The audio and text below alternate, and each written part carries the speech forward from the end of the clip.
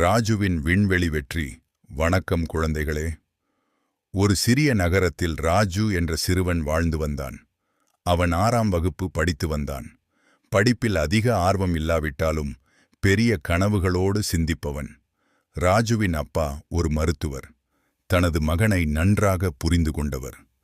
கட்டாயப்படுத்தினால் ராஜு எதையும் செய்ய மாட்டான் என்பதை அவர் அறிந்திருந்தார். ஒரு நாள் ராஜு தனது அப்பாவிடம் வந்து, அப்பா, அடுத்த வாரம் ISRO விஞ்ஞானிகள் நடத்தும் வினா போட்டியில் கலந்து கொள்ள விரும்புகிறேன் என்றான். அப்பா மகிழ்ச்சியுடன் சம்மதித்தார்.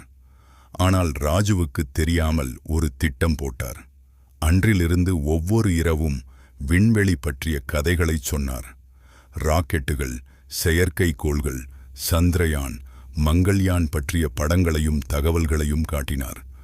மேலும் ஒரு ISRO விஞ்ஞானியின் வாழ்க்கை வரலாற்று திரைப்படத்தையும் பார்க்க வைத்தார். மெதுவாக ராஜுவின் மனதில் விண்வெளி மீது ஆர்வம் அதிகரித்தது. அவனும் புஸ்தகங்கள், வீடியோக்கள் மூலம் பல விஷயங்களை கற்றுக்கொள்ள ஆரம்பித்தான். இறுதியாக போட்டி நாள் வந்தது. சிறிது பதட்டத்துடன் மேடையில் அமர்ந்த ராஜு கேள்விகள் கேட்கப்பட்டவுடன் தன்னம்பிக்கையுடன் பதிலளிக்க ஆரம்பித்தான்.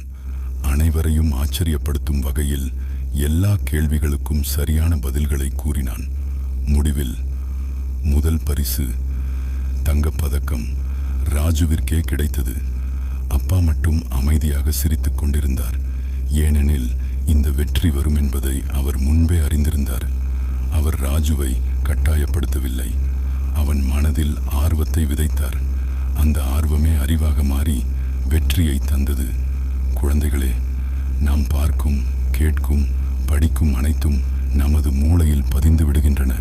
எனவே நல்லவற்றை கற்றுக்கொள்ளுங்கள். புதிய விஷயங்களை அறிய ஆர்வமாக இருங்கள். ஒரு நாள் அந்த அறிவு உங்களையும் வெற்றியின் உச்சிக்கு கொண்டு செல்லும். நன்றி.